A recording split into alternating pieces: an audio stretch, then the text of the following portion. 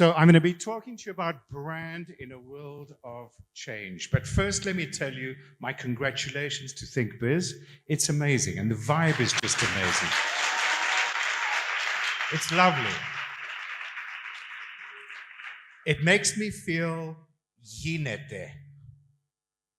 And you know what I'm referring to, I think, a speech I gave back in 2011 when I said yinete. Έτσι, και όντως γίνεται, το βλέπω εδώ μπροστά μου. So, because I'm talking about brand, let's just get a definition of brand. So let me read this to you. Brand is a name, a term, a design, a symbol, or any other feature that identifies one seller's goods or service as distinct from those of other sellers. And that's from the American Marketing Association. Okay? In other words, what they're saying is that it's that. That actually is called a brand. When I brand my cattle, I put a mark on my cattle to separate my cattle from yours, okay? The word brand comes from German, and it means fire. It means to burn something, which is how you put that mark on your cattle. That's absolute nonsense. What they're talking about there is a logo. Brand is not a logo. I like that definition. Jeff Bezos says brand is what people say about you when you're not in the room. Okay? In other words, it's the footprints you leave in the sand as you walk across the sand. And that's the result of what you say, what you don't say, what you do, and what you don't do. Because everything communicates. Brand works from the inside out. Brand is culture. So those footprints over there start with purpose, values, a belief system, a narrative, and that becomes reputation.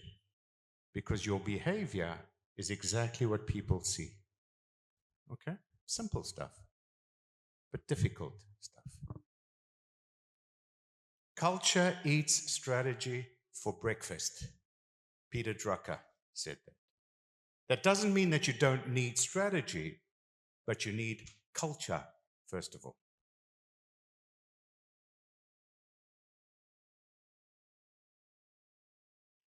Okay. We're living under the volcano.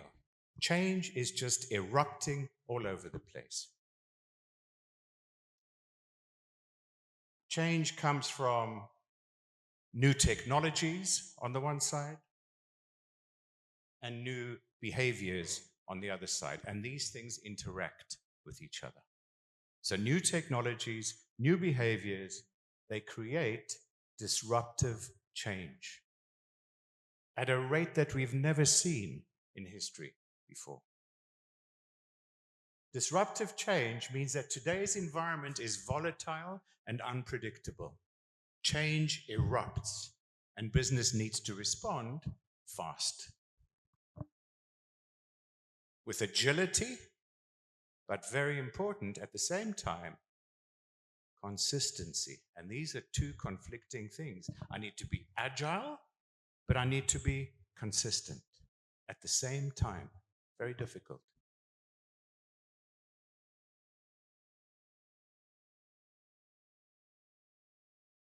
Look at how technology has been changing. It's quite remarkable. It's quite remarkable. It's quite remarkable. At the same time, you've got these generations changing on top of it, partly because of technology. But these things are interacting with each other. And you come up with these kinds of situations where you've got a grandmother and her grandson. He's a digital native. He was born with a telephone in his hand. She was born in a time when there weren't even telephones on the wall. But they're both using the same technology. And look at this. There he is, he's Gen Alpha. And here she is, she's the silent generation, as they called them. The world that she was born into was a world where cinema had just started, radio, the Model T Ford, the first commercial flight, television, computers. That's the world that she grew up in. There's a world full of those kind of innovations. Her grandson, private space travel, self-driving cars, artificial intelligence, and who knows what else is coming next. That's a complicated world. It's a world full of change. I guess that most of you, in fact, all of you, are Gen Z, right? Yeah? Okay. I remember not too long ago when the people in marketing were afraid of those guys, the millennials. We used to think about millennials and it was like scary, believe me. I remember this kind of reaction. Oh my God, millennials. Millennials are running the world today. The me generation. This is back in 2013. That's the front cover of Time magazine. Millennials are lazy, entitled narcissists who still live with their parents. And underneath it says, why they'll save us all. Well, those are millennials. Today they're between the ages of 27 and 43. They were born between 1981 and 1997. I guess this was the first of the new generation. You guys now are the second new generation. This, by the way, is Unilever. We don't think of them as special or different anymore. They are the core of our business. Of course they are. There are 2 billion millennials on the planet today. It's the world's biggest demographic. That's a cover from 2015. Help, my parents are millennials. And here they're talking, of course, about Gen Alpha. So there are the kids of millennials. 13 years old, some of those Gen Alphas today. 13 years old. And we're busy working on 10-year marketing plans. By the time our marketing plans come into operation, that kid is going to be 23 years old. Do we understand him? It's complicated. It's difficult.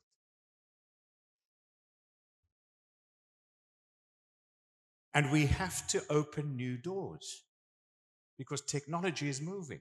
Because if we don't open new doors, someone else will. And then guess what? You've got huge problems. It's difficult. And here's one of my favorite quotes from Mr. Steve Jobs. People don't know what they want until you show it to them. Which means that it's no good going and asking these kids what they want. You have to invent what they want based on insight into who they are and how they think and how they feel. That means you need deep human insight, not information from research. That doesn't help. Under the volcano, indeed. Technology is how stuff works. Anthropology is how people work. We need something that I like to call techno-anthropology, which is how stuff works for people. And without that, it's very difficult to do stuff. We've got a left brain. We all know that, the rational part of ourselves. And we've got a right brain. On the left-hand side is how stuff works. On the right-hand side is how people work. We need how stuff works for people, which needs both part of the brain, left and right.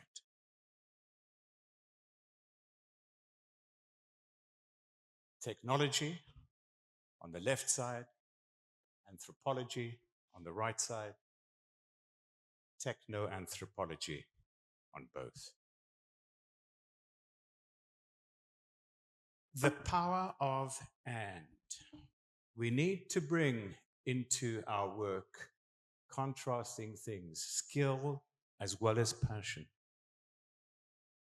information as well as insight, knowledge as well as empathy, logic as well as creativity, efficiency as well as inspiration.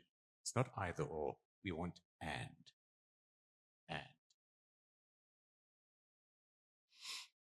Brand in a world of change.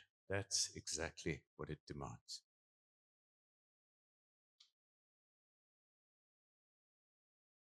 I'm going to talk to you a bit about Apple computers. I was very fortunate to have worked on Apple back in 1997, and I learned quite a few lessons from my experience on that. In 1997, Apple was close to bankruptcy. It's very hard to believe, but it's absolutely true. What happened was that Steve Jobs had hired a guy called John Sculley and made him the CEO of Apple. A couple of years later, he fired Steve Jobs.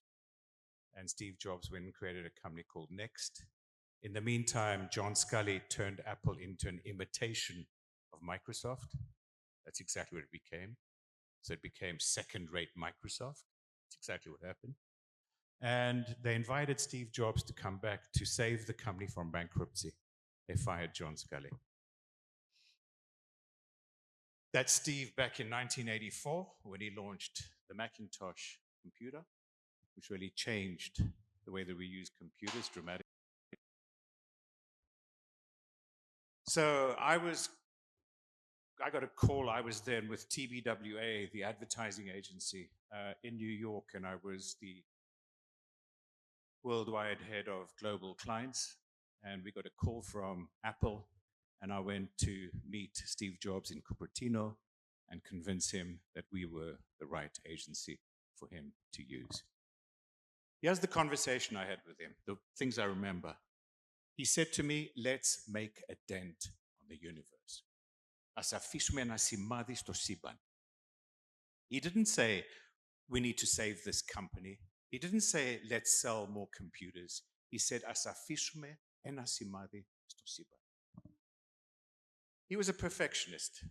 Good enough is not good enough. He always used to say that. This over here, I love. He spoke about technology as being a bicycle for the human mind, that it should give the mind incredible power, but it should be easy to use and very easy to understand, and you should never forget how it works. We did a piece of advertising, which I'm going to show you.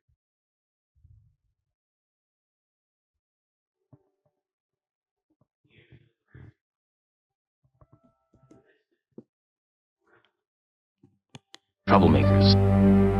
The round pegs in the square holes. The ones who see things differently. They're not fond of rules, and they have no respect for the status quo. You can quote them, disagree with them, glorify or vilify them, but the only thing you can't do is ignore them. Because they change things. They push the human race forward. And while some may see them as the crazy ones, we see genius. Because the people who are crazy enough to think they can change the world are the ones who do.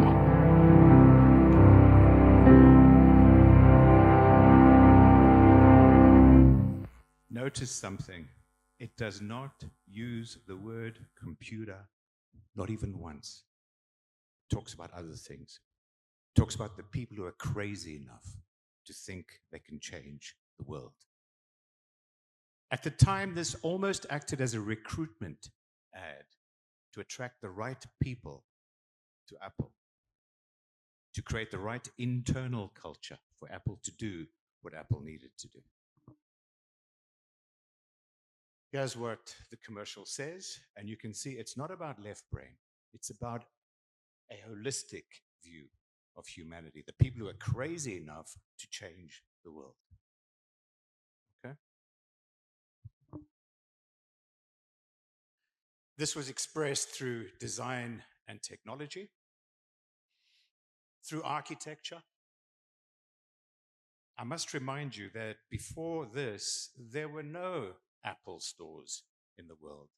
There were computer stores, which were like kotsovulos, where you'd go and you'd buy technology off a shelf. There was no Apple store, nothing like it.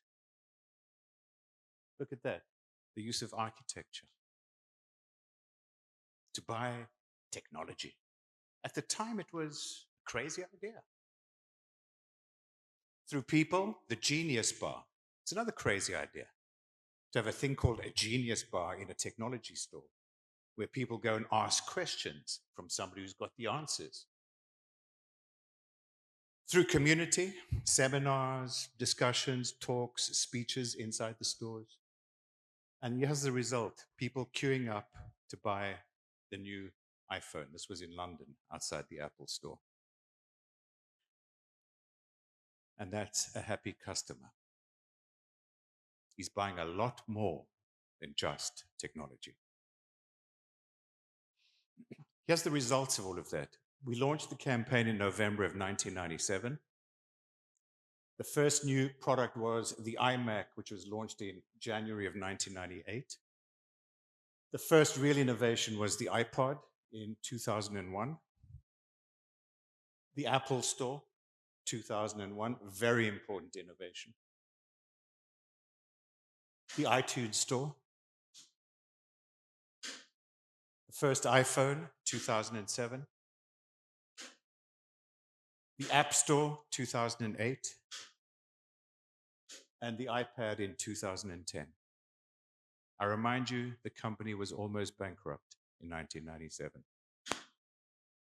2011, it became the world's most valuable corporation ever.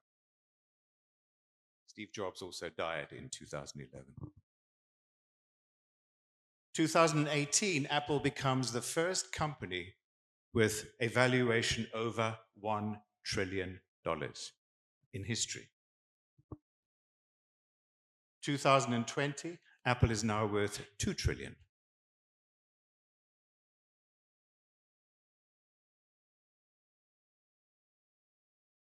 In 2022, $3 trillion. And today it's between NVIDIA and Apple. 1 month NVIDIA is bigger than Apple, the next month Apple's bigger than NVIDIA, but that's where Apple is now, around $3 trillion in value. Bankrupt in 97.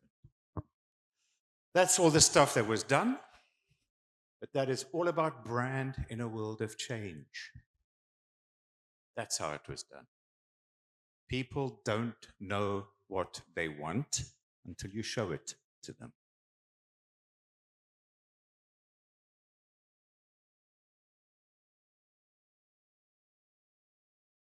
Why is this not working?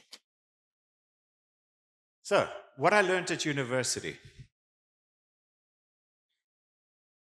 I learned this, that you make a product, and then around that product, you build brand as added value. A name, a logo, packaging, promotion, sloganachia, all that kind of stuff, right? In other words, what you do is you gift wrap it, you make it more attractive. You give it appeal, okay? That's what I learned at university. What I learned at work is very, very different.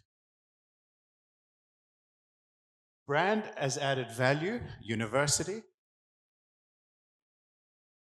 Work, brand as foundational value. Purpose, values, narrative, behavior, and you do stuff around that. Okay? So at the core is brand as culture. Very different. I'm sure you've come across Simon Sinek. He's the guy who said people don't buy what you do, they buy why you do it. The golden circle on the edge is what, in the middle is how, but at the heart of it all is why. Okay? He says, start with why. So there's why in the middle, what around the edges. People don't buy what you do, they buy why you do it. Start with why. What he's talking about is what Aristotle was talking about so many years ago. Ethos. There's ethos, your fundamental character, and around that there's logos, the stuff you say, which might change, but your ethos does not change.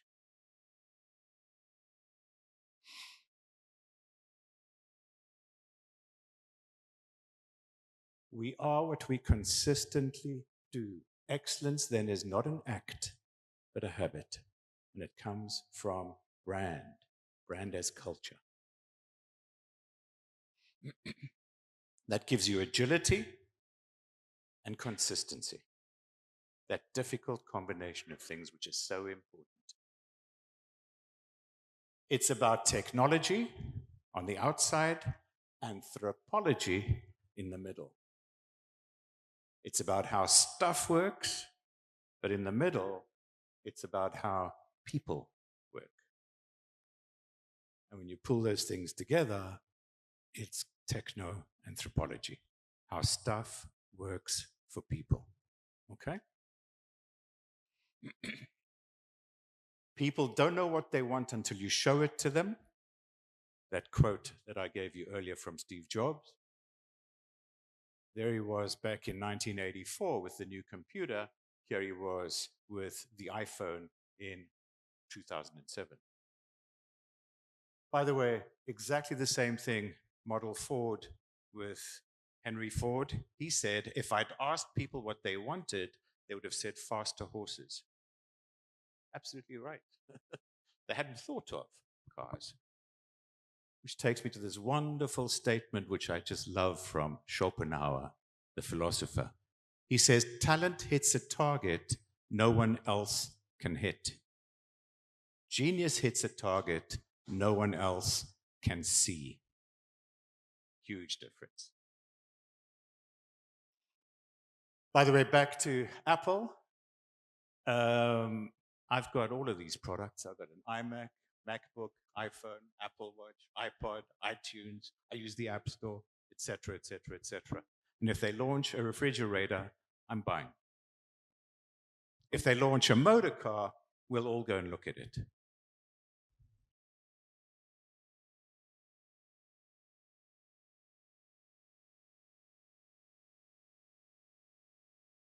In 2011, by the way, Apple changed its name from Apple Computer. It became Apple because it wasn't any longer just a computer company.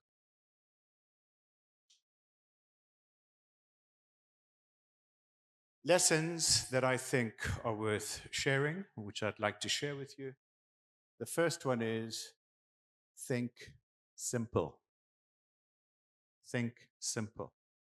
And that's more difficult than it seems. Steve Jobs always used to say, and I love this, simple can be harder than complex. You have to work hard to get your thinking clean to make it simple. But it's worth it in the end, because once you get there, you can move mountains. Make it simple. Look sideways. I love this little exercise, which I often use in groups of people, which is to ask somebody to give you 10 uses for a paper clip. Think about it, it's not that easy. My favorite book by a guy called Alan Fletcher. It's called The Art of Looking Sideways. And it's full of wonderful, stupid things that really open up your mind and make you think differently. One of the things he says is teach yourself ignorance, and I think this is terribly important. It's only by recognizing your ignorance that you're open to learning and understanding new things. Terribly important. Be ignorant. And the ancient Greek philosophers knew this. They called it agnia. Ask new questions. Here's a manifesto I wrote for an engineering company. Engineering is a search for answers. Innovation is a new answer to an old question. Lateral, that's the name of the company, is an answer to a new question. Ask new questions. Back to this, brand is what people say about you when you're not in the room. So if you want people to talk about you, do things that people will like talking about. And this applies to everyone on the team. So brand needs to be a very powerful internal culture. Most importantly, be you. And that means to be all of you, left and right brain. AI, by the way, subject on everybody's lips. AI operates on the left-hand side. And I believe that AI really liberates us as human beings to enable us to do more of what only humans can do, which is to be more on the soft skills side, which I think is so important in a world of change. Technoanthropology, how stuff works for people. Just one last thing before I close. I gave an interview to Süddeutsche Zeitung some years ago, and this journalist asked me whether I thought that Greeks are Europeans. He says to me, "Are Greeks Europeans?" And I'm like, where does this guy come from? Doesn't he understand that Evropi is a Greek word? And I thought about it, and I said to myself, well, he's probably asking me this.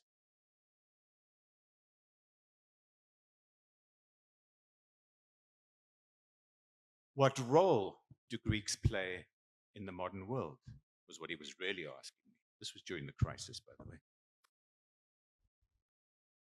And I said to him, we'll never be good Germans. Thank God. But we must become exceptional Greeks. And I'm so happy to see this happening right here. Seriously. I can feel the vibe, the energy. By the way, Greek soft skills are legendary, and today's world demands soft skills.